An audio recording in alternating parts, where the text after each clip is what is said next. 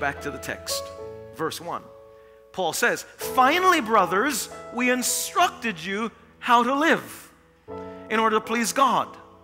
So the whole idea of this passage that I've read, and I will reread certain portions of it, is to instruct us, to give us guidelines, to give us information so we know how to live in such a way that we please God.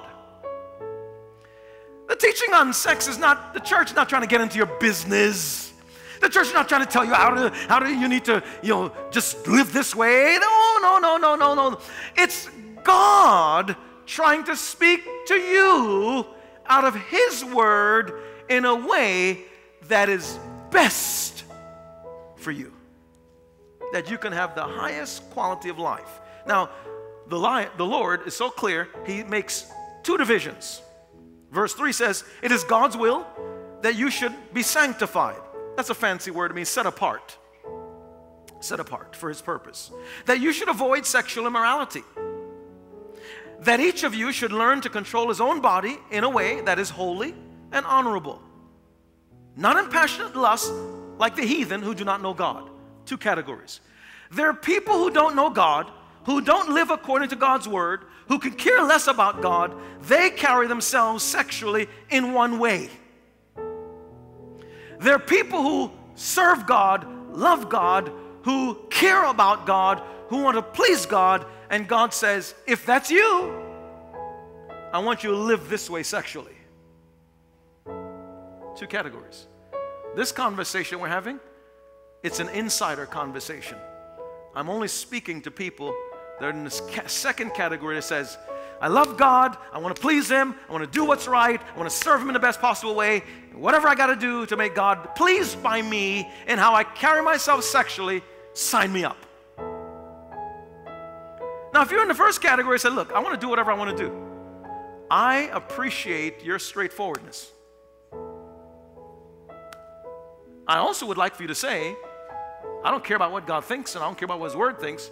That's full integrity. But if you say, well, I love God when He gives me the good stuff. God, help me when I'm going through trials and difficulty. Help me. But I want to do what I want to do over here sexually. God, look, you stay over there and let me do my thing over here. And you only come to me when I need help. Got it? You stay that way, God. I'll stay here. It's like separation of sex and state. Not with God. God says, you can't have it your way over here and then have it my way over here. It's either, Jesus put it this way, how can you call me Lord, Lord, if you don't do what I ask? Now, God's not trying to take away your joy.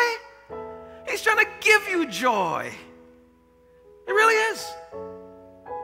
Now, some people don't even understand what sexual immorality means. What do you mean by sexual immorality? Sex with anyone outside of your spouse. Did you get that?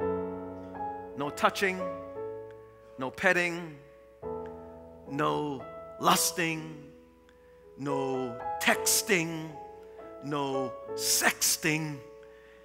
Anybody outside of your spouse.